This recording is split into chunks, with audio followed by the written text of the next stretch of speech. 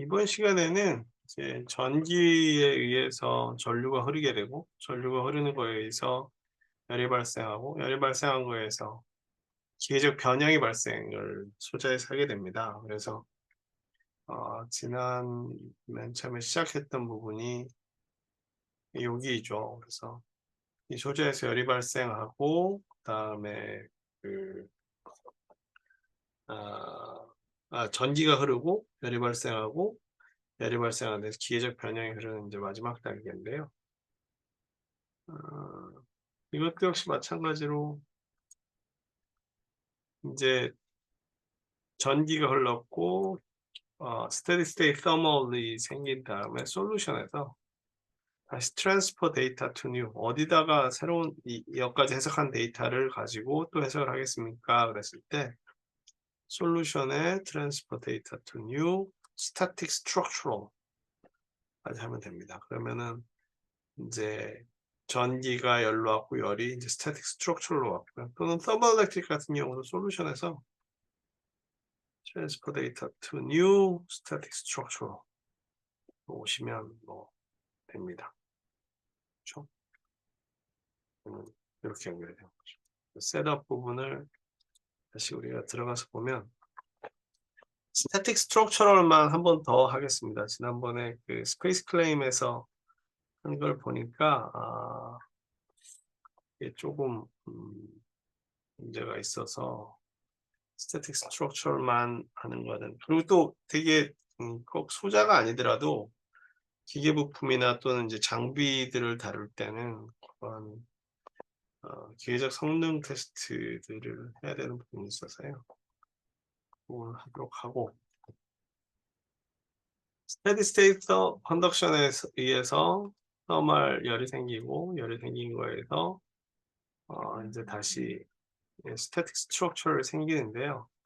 소자에서 응력이 생기는 거는 이런 외부적인 요인뿐만 아니라 내부적인 요인에 의해서 생깁니다. 그래서 예를 들어 가지고 요 방막을 증착시키게 되면 이 방막 안에 결함들이 많이 생기게 되고, 그 결함들에 의해서 결함들에 의해서 내부의 디펙트, 결함들이 되게 많아지고요. 그 결함에 의해서 응력이 발생하는 경우도 있고, 그다음에 이게 증착이 돼서 요거랑 고온에서 증착이 되는 경우에 스퍼터나 이런 거, 아니면 이베포레이션이나 그래서 고온에서 증착되는 경우, CVD 방막이 고온에서 증착되는 경우, 얘가 다 증착된 다음에 실리콘 웨이퍼가 이제 상온으로 내려오잖아요. 그럼 열팽창 계수가 다르기 때문에, 비슷하면 뭐 응력이 더 생기는데 다르기 때문에 얘가 더 많이 금속 같은 경우는 더 많이 줄어들려고 하고 실리콘 같은 안 줄어들려니까 열팽창 계수 때문에 생기기도 하고요. 심한 경우는 이 증착, 제가 본 거는 수마이크로미터의 금속 방막을 증착시키다 보니까 실리콘이 깨지는 게 아니라 찢어지는, 그러니까 여기가 이렇게 움푹 찢어질 만큼, 사실 찢어지기가 되게 쉽지 않거든요. 저도 되게 의아했는데 실리콘 웨이퍼나 유리 같은 건 잘 깨집니다. 깨지죠. 근데 왜 밀가루를 이렇게 해서 이렇게 뜯어낸 것처럼 실리콘이 뜯어진 것도 봤었어요. 그래서 내복력들이 그렇게 생길 수도 있고, 그다음에 여기 에폭시 같은 경우도 이제 고온에서 에폭시를 고온에서 이렇게 하다 보면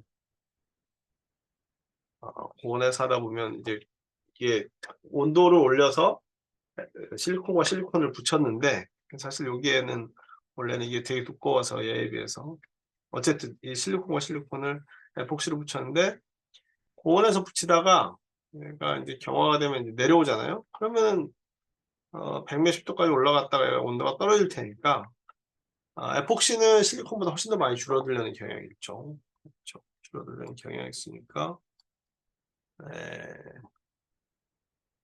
요 사이에서 응력이 얘가 줄어드는 겁니다. 이것도 마찬가지죠. 얘 끝하고 저쪽 끝하고 보면은 얘가 줄어들려고 하는 경향이 되게 많이 보여서 얘네들이 이제 응력을 발생을 시키게 되는 거죠. 그거에 대한 시뮬레이션입니다. 그러면은 이제 앞에서 온 걸 하고 여기서는 되게 많죠. 이렇게만 해요.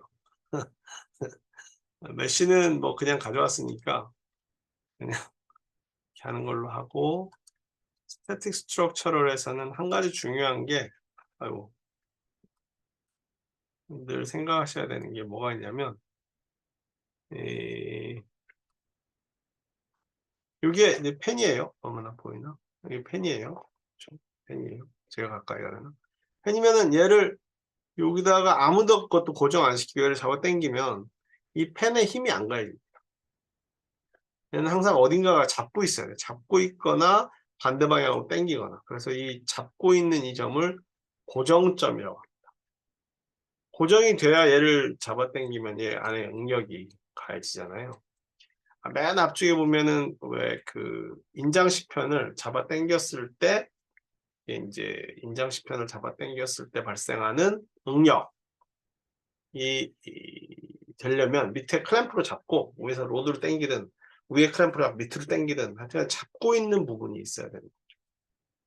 양쪽으로 잡아당기면 축이 들릴 염려가 있어서 우리가 그런 것 같아요. 그래서 딱 잡아놓고 위에서 이렇게 잡아당기면서 스트레스 스트레인 커브, 응력과 변형률의 커브를 그립니다. 그러니까 항상 스태틱 스트럭처를 하려면 얘는 고정점이 있어야 됩니다. 픽스드 서포트. 픽스드 서포트가 있어야 되는데 이 픽스드 서포트를 잡기가 쉽지가 않아요, 사실은. 이게 다른데 어디에 붙어 있으니까 이쪽 아랫부분이 다 픽스드 서포트가 될지 아니면 얘가 공중에 떠 있어가지고 될지, 픽스드 서포트를 어디로 잡느냐에 따라서 이거는 응력의 변화가 되게 심해집니다. 앞에서도 그래서 우리가 가정한 게 이게 붙어 있으면은 여기를 픽스드 서포트 잡기도 어려워요. 얘네들 변형이 돼요. 그다음에 이거는 너무 복잡해요, 사실은. 이것도 너무 복잡해서 보통 뭐 하나 두 개, 뭐 시뮬레이션 잘 하시는 분들은 뭐 이런 걸로 다 하겠지만 이렇게 시뮬레이션 하게 되면 이게 뭐 제대로 먹히지도 않아요. 왜냐면 솔루션이 너무 복잡해가지고. 그러니까 얘네들이 발생하는 문제점을 정확한 데이터로 찾기보다 어느 경향성, 왜냐면은 우리는 시뮬레이션 가이가 아니에요. 전산모사 가이가 아니라 우리는 실험 쪽이 더 강합니다. 신소재과는. 그러니까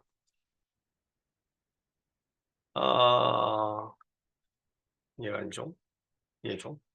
그래서 어디를 그걸 잡느냐에 따라서 되게 달라지는데, 예를 들어서 밑바닥을 다 통으로 잡았다는 것도 좀 그렇고 밑바닥을 통으로 잡았다는 것도 그렇고, 그렇죠. 그래서 어디를 해야 되는 건지 사실 그래야 이 물리적인 걸 잘 보여줄 수 있을지 모르겠는데, 거꾸로 뒤집어져 있다고 생각하고 이쪽 부분이 이게 뭐 맞는지 잘 모르겠어요. 어쨌든 이 부분만 안 움직인다. 이것도 사실 좀 말이 안 되는데, 그죠? 밑바닥 봅시다. 밑바닥이 뭔가를 꽉 잡혀 있어서 걔는 안 움직인다. 픽스드 서포트는 그렇게 하고, 얘는 임포티드 로드를 한 거죠. 그러니까 여기에서는 외부에서 힘을 안 준 거예요. 외부에서 힘을 안 주는데 교수님 어떻게 힘이 생깁니다. 가 고정점이 있으면, 열팽창 계수를 생각해 보면 여러분들이 바이메탈, 이렇게 바이메탈이 있고 얘가 서로 다른 열팽창 계수가 있으면 얘가 늘어나는 게 경향성이 크고 얘는 잘 안 늘어나려고 하면 이렇게 구부러지게 되는 거죠. 그걸 바이메탈이라고. 안 찾아봤는데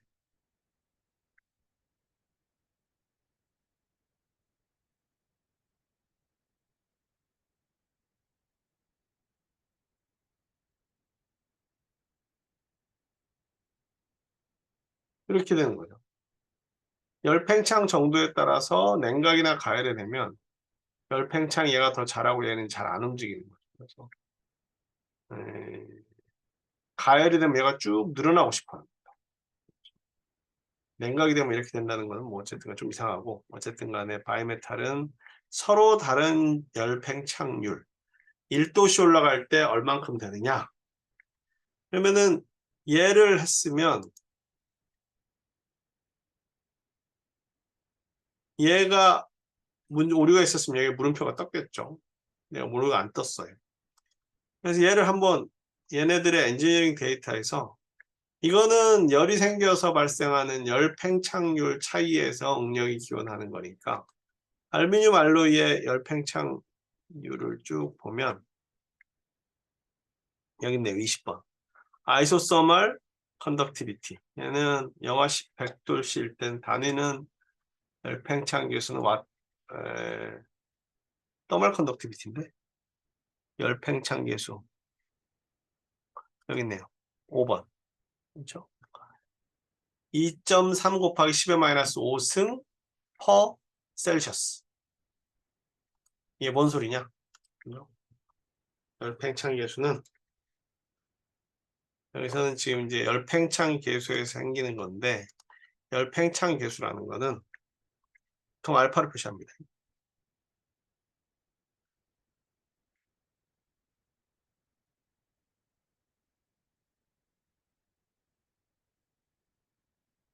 외부에서 힘을 안 가져요. 여기서는. 원래는 필름 자체는 응력이 있을 수 있어요. 지금 만들 때. 여기서는 반영 못해요. 그거는. 열팽창 계수가 있는데 얘는 thermal expansion coefficient 또는 coefficient of thermal expansion이라고도 이야기를 합니다. 이걸 뭐라고 하느냐? CTE라고 그래요. thermal expansion coefficient of thermal expansion. 얘는 어떻게 구하느냐? L분의 델타 L이에요. 이 변형률이죠. 변형률이 온도에 따라 어떻게 변하느냐? 그러니까 알파는 온도에 따라 델타 T라고 합시다. 델타 T분의 얘가 어떻게 변화하느냐? DT분의 이프실론이고 이건 처음에 이거 L0라고 치면 상수니까 L0분의 델타 1의 DT분의 DL 그렇죠? 그래서 0부터 따지면 되니까 그렇죠? 처음에 안 변했을 때 델타 L은 나중 길이 빼기 처음 길입니다. 그렇죠? 나중 길이 빼기 처음 길이. 그래서 압축이 되면 마이너스가 되고 늘어나면 플러스가 됩니다. 그래서 열팽창 계수는 처음 길이분의 온도에 따라서 변형되는 길이의 양. 여기 길이의 단위죠. 길이의 단위죠. 그래서 없어집니다. 열팽창 계수의 단위는 그냥 도시의 마이너스 1승이나 켈빈의 마이너스 1승으로 씁니다. 여기서 1도씨 올라간 델타 T니까 1도의 크기나 1켈빈의 크기는 같아요. 0도씨는 273켈빈이지만 1도 차이나 1도 켈빈 차이는 똑같습니다. 그래서 이 열팽창 계수는 요거를 이제 보통 ppm 단위로 나타나죠. 처음에 길이분의 늘어난 길이의 비를 100만 분의 1만큼 늘어났다 그러면 1ppm이라고 그러고 근데 어쨌든 간에 여기서는 어디 갔노? 얘는 알루미늄 같은 경우는 2.3 곱하기 10의 마이너스 5승 셀시어스 마이너스 1승 켈빈 마이너스 1승 써도 상관없어요. 파렌하이트나 R은 잘 모르겠고 그러면은 2.3 곱하기 10의 마이너스 5승이라고 원래가 예를 들어서 1m짜리다 1m 1m짜리라 그러면 1도씨 올라가면 2.3 곱하기 10의 마이너스 5승 미터만큼 늘어난다는 얘기예요. 그 비율만큼 처음 길이의 2.3 곱하기 10의 마이너스 5승 배만큼 늘어난다는 뜻입니다. 대신 에폭시 알루미늄이 10의 마이너스 5승이죠. 에폭시 없다. GT가 없다. 근데 어떻게 계산했지? 그렇죠? 레진 에폭시의 피지컬 프로퍼티에 세컨드 코에피션트 이걸 넣어줘야 되겠네요. 근데 계산하던데?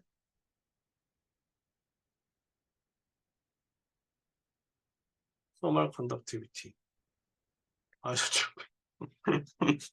그건 뭐야? 레진 에폭시의 열팽창 예술 한번 찾아보겠습니다. 알 수가 없어요. 에폭시 열팽창 예술. 열팽창 예술 계산 안 하는 거 아니야? 대략 50에서 80 ppm. 1도씨의 ppm은 곱하기 10에 마이너스 6승입니다. 그러니까 50 더하기 80 하면은 130, 한 65 ppm 하면 되겠네. 65. 어디 갔어? 얘죠. 65 ppm. 65 ppm이니까 엑스포넨셜 마이너스 6승. 아이고, 디귿이 아니라 65 엑스포넨셜 마이너스 6승. 아까 계산이 됐는데 열팽창 계속 없으면 얘네 능력을 어떻게 구했지? 어쨌든 한번 봅시다. 그 다음에 실리콘 퓨어는 열팽창 계수가 2.578과 10의 마이너스 6승. 알루미늄보다는 10분의 1. 레신이 6.5, 2.3, 한 3배쯤 되네요, 알루미늄보다. 별로 차이 안 나는데. 근데 이 세 개가 쓰입니다. 그래서 레신 에폭시에 열팽창 계수를 집어넣어줬어요.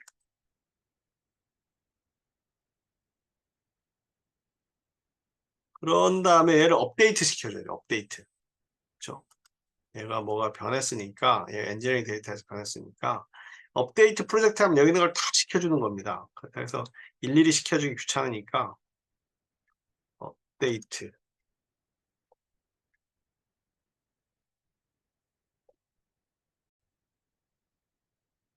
업데이트 프로젝트를 시키겠습니다. 그래서 그러면은 여기는 A, B, C, D, E, F, G, H, I, J, K까지 다 업데이트 하는데요.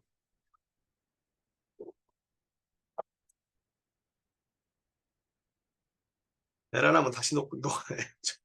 그러면은 얘네들이 아까 여기 지오메트리에서 우리가 데이터를 엔지니어링 데이터를 바꿨기 때문에 다른 관련된 것들도 쭉. 근데 여기서는 얘네 둘은 그 열팽창 계수하고는 상관이 없기 때문에 좋습니다. 라고 믿습니다. 그래서 이제 솔루션에 아직 됐나 보네요. 그래서 이제 이 부분에 됐네요. 솔루션을 하는데 아직도 뭘 해야 될 게 많은가 봐요.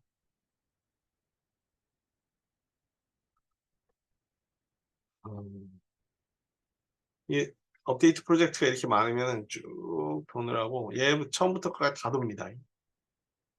하나하나 하기 귀찮으니까 했는데 업데이트 하다 보니까 얘가 다 풀어버렸나 보네요. 어쨌든 이 안에서 이제 변형률하고, 그렇죠? 변형률하고 제가 잠깐 녹화를 중지해가지고 한참 돌았는데 뭐 업데이트 못했다고 어쩌고저쩌고 했는데 이게 아니기를 바라면서 스트레스 종류가 이제 여러 개가 있습니다. 뭐 스트레스 2래 맥스 이퀴벌런트 스트레스 2.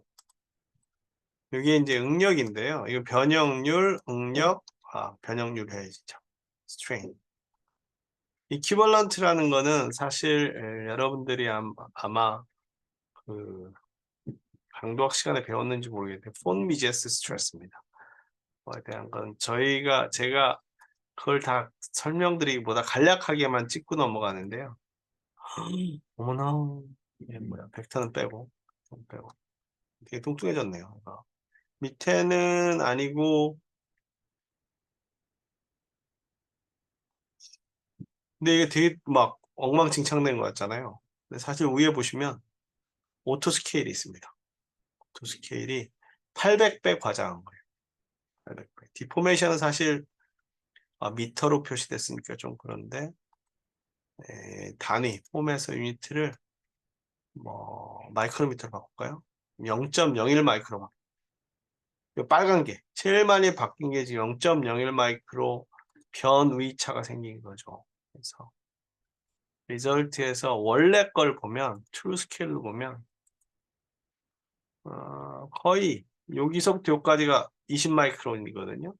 위에가 디포메이션 변위 원래 있던 좌표축에서 움직인 양 이퀴벌런트 스트레스는 얘는 이퀴벌런트 스트레스 항상 양수만 나옵니다. 그 다음에 equivalent strain 얘도 양수만 나옵니다. safety factor는 항복 강도보다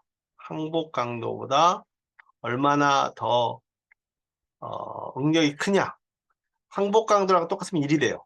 항복 강도보다 크면 1보다 작아요.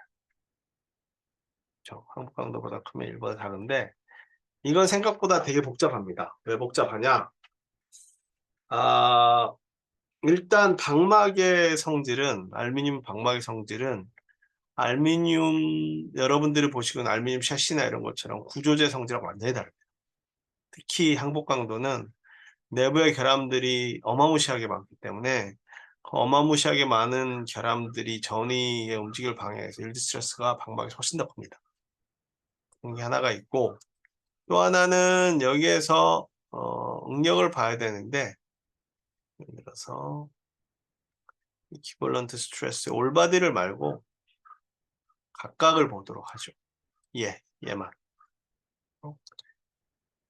retrieve this result 하면 여기에 보시면 이 부분에서 가해지는 응력의 크기가 양쪽 끝은 작은 것처럼 보이는데 이건 뒤쪽이 딱 잡혀있는 쪽이 뒤쪽 백판에 실리콘하고 똑같은 크기의 백판이 잡혀있어서 그래요.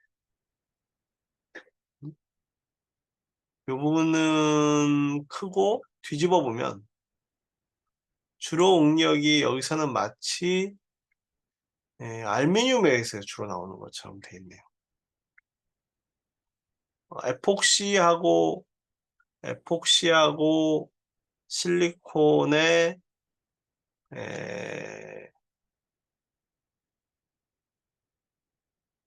열팽창 계수 차이가 얘는 2.57하고 10-6승 6.5 곱하기 10-5승 2.3 곱하기 10-5승이거든요. 얘는 한 3배 정도 차이 나는데 얘하고는 한 이제 한 20배 30배 차이 나거든요. 얘도 한 10배 차이 나고. 그러니까 제 생각으로는 에폭시 쪽에 많이 걸릴 줄 알았는데 에폭시가 약해요. 실리콘보다. 그러니까 에폭시는 더 많이 줄어들고 싶지만 기계적인 성질들을 보면 일드 스트렝스가 실리콘 퓨어는 해블라인데 1.728 곱하기 10의 8승입니다. 그렇죠? 에폭시는 일드 스트렝스가 5.46 곱하기 10의 7승 10분의 1 아니다. 5.46 곱하기 10의 7 이것도 꽤 큰데 레진 에폭시도 3배밖에 차이 안 난다고? 어쨌든 3배 차이 납니다. 알루미늄은 텐사일 일드 스트렝스가 2.8 곱하기 10의 8승. 어머나? 실리콘 퓨어는 아하. 잠시만요.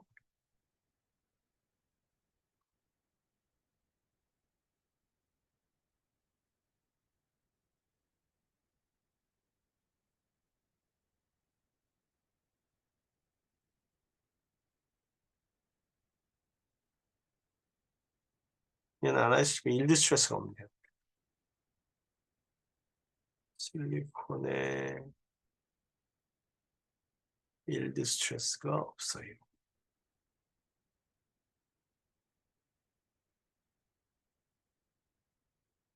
텐사일 일드 스트레스. 이 실리콘 아나이스 주변 일드 스트레스가 없고 얘는 있는데 일드 스트레스나 영수 모듈러스는 얘가 1.675 곱하기 10의 11승.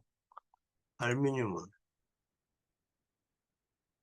10의 10승. 영수 모듈러스는 실리콘이 한 10배 정도 큽니다. 근데 이 막상 항복 강도는 이게 측정하기가 되게 어려운 게 얘는 잘 깨져 가지고 의미한 게 아마 영수 모듈러스일 것 같아요. 그래서 여기에서 나오는 것들의 해석은 이게 응력이 해석하기가 장난이 아닙니다.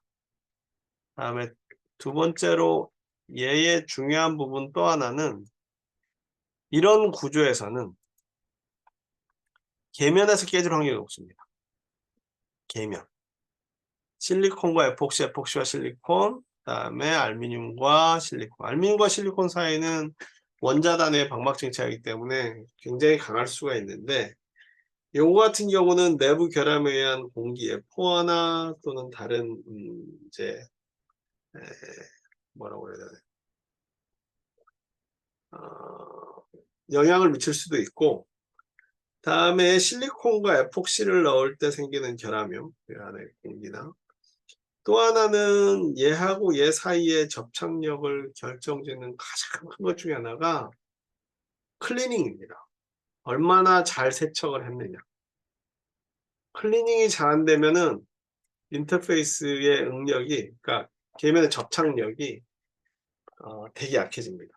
여러분들 본드 붙일 때 잘 안 깨끗하게 안 하고 거기에 뭐 기름때도 묻고 물론 이제 반도체 공정에서는 이제 그런 것들을 확실하게 제거 반도체 공정에 클리닝이 엄청나게 열심히 합니다. 계면하고 계면이 붙는 것들이 많아 가지고. 그래서 복합적인 요소들이 많이 작용하는데 이런 구조에서는 혹시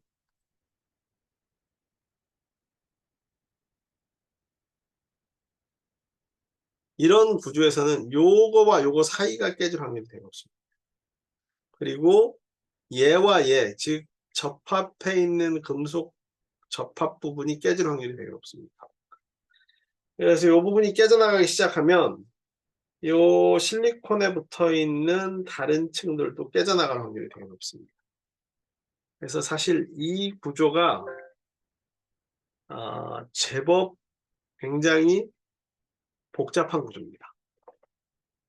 응력 관점에서 봤을 때는 이 구조가 거기다 열팽창 계수이기 때문에 그리고 또 하나는 이 픽스드 서포트를 우리는 뒤쪽에다 정했는데 이게 과연 맞느냐 하는 문제도 있습니다. 예를 들어서 픽스드 서포트를 그래서 이게 어떻게 되느냐에 따라서 해석적인 차원이 이쪽 부분을 만약에 픽스드 서포트를 했다.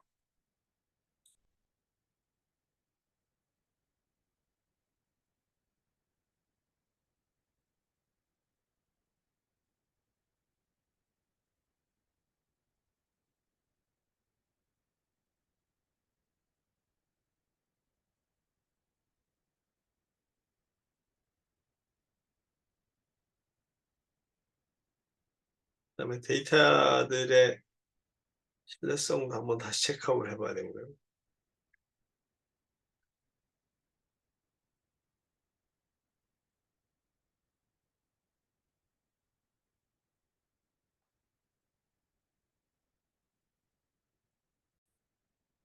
여기도 한번 다시 돌려봤는데 워닝 사인은 좀 뭐 아슬아슬하지만 넘어간 거고요.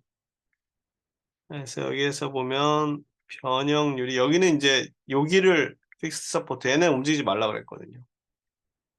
했을 때는 응력 단자 이게 오히려 더 맞을 것 같아요.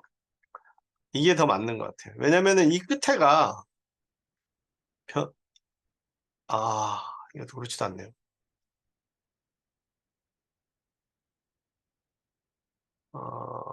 변형 있고 뒤집어 보겠습니다. 비슷하네요. 근데 그걸 어떻게 해석해야 될지를 오토 스케일로 보면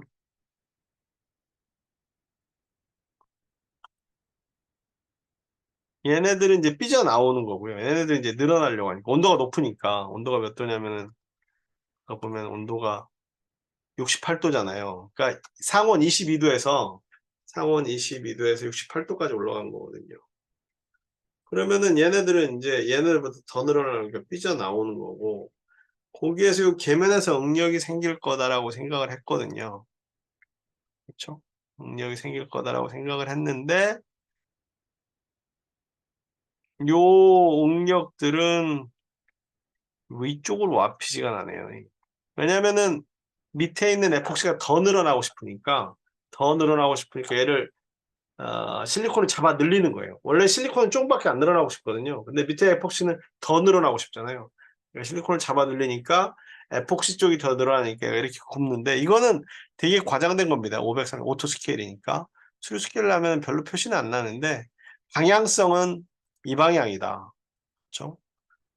만약에 이퀴벌런트 스트레스에서 하나만 더 보면 올바디를 안 하고 이 밑에 것도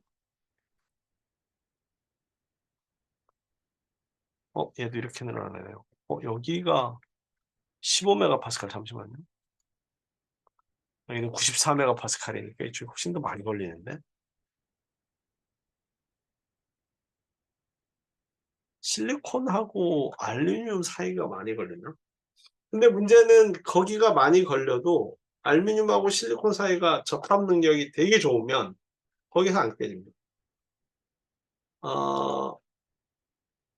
요 같은 경우는 이 가세 부분이 이게 더 리즈너블한 것 같은데 15메가파스칼로 아까보다 한 5분의 1, 6분의 1 정도밖에 안 되거든요. 위에 있는 거보다 15메가파스칼밖에 안 되는데 얘네들은 주로 이 끝에 걸렸는데 에폭시하고 만약에 실리콘이 붙어 있는 데가 약하다.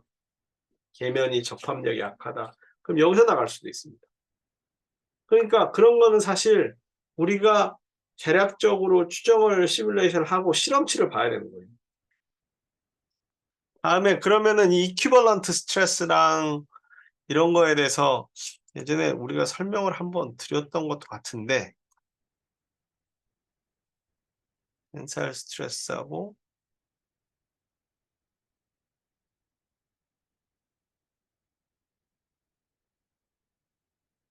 이게 설명 안 드렸네요.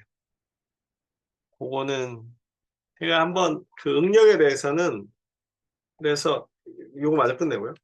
이런 응력들, 열 응력들이 내부에서 분포하는 응력 값들이나 변형률들을 우리가 구할 수 있고, 세이프티 팩터는 이게 꼭, 요 같은 경우는 맥스 값이 요 끝인데요. 요 같은 경우는 이제 쪼개서 보는 거죠. 어떻게 쪼개서 보느냐.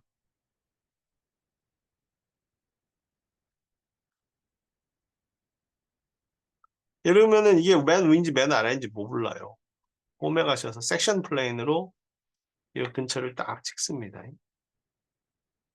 대각선 방향으로 딱 찍어보면 섹션 플레인에 얘를 잡고 이쪽 방향으로 보는 게 편해요. 왜냐면 얘가 여기 있거든요.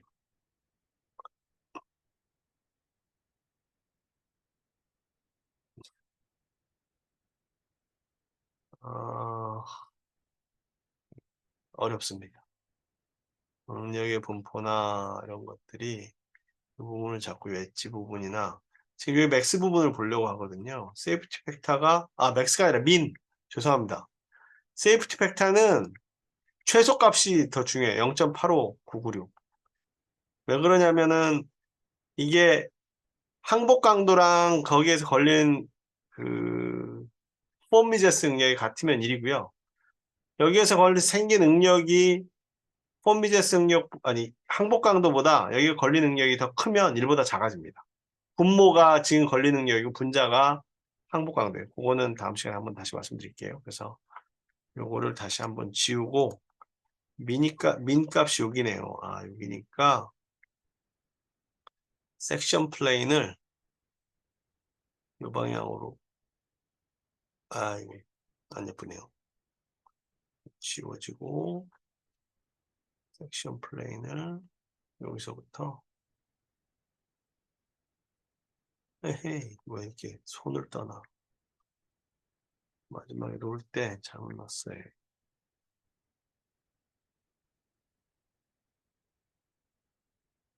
평행하게 열리는 게 중요하니까 여기에서 보고 요 에디팅 얘를 선택한 다음에 얘를 하면 이렇게 들어가면 그러니까 여기서는 최고 작은 값, 최고 파란 데가 빨간 밑에가 빨갛네요. 작은 값일수록 빨간 이유가 빨간 쪽이 더 문제가 있는 겁니다. 그래서 이렇게 보면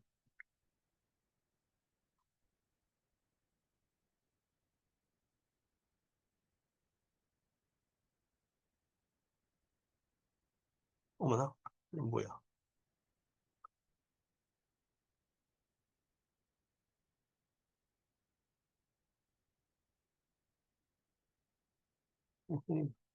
아,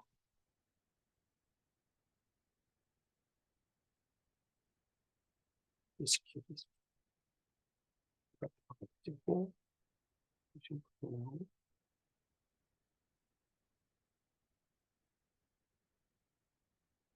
여기 어딘데요? 그쵸, 여기 어딘데 요거는 좀 변형이 여기인데 이건 좀 의심스럽네요.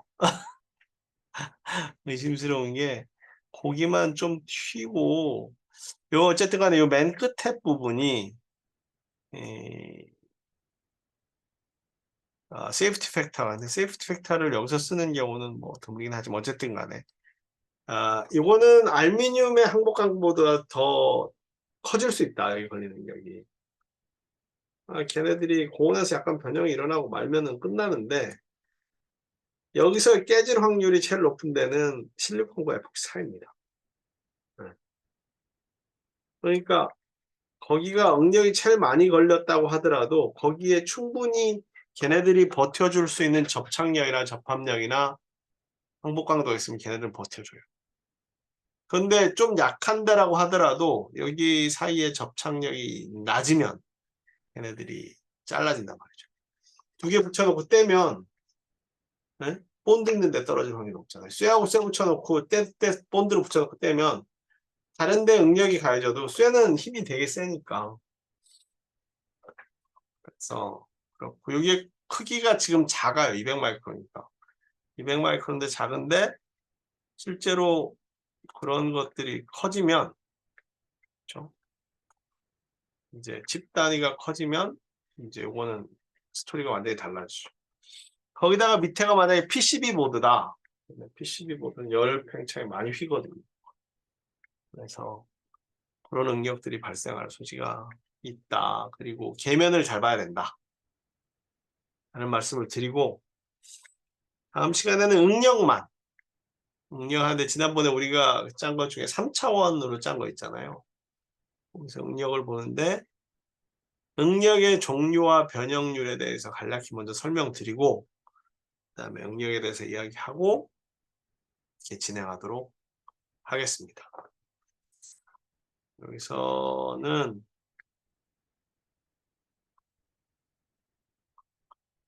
이게 좀 너무 과장된 것 같아요. 이거를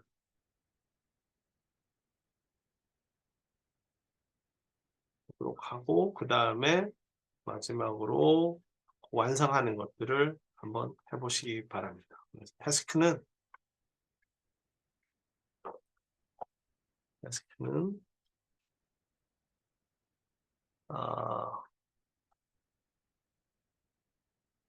electric, thermal, static, stress, statistical,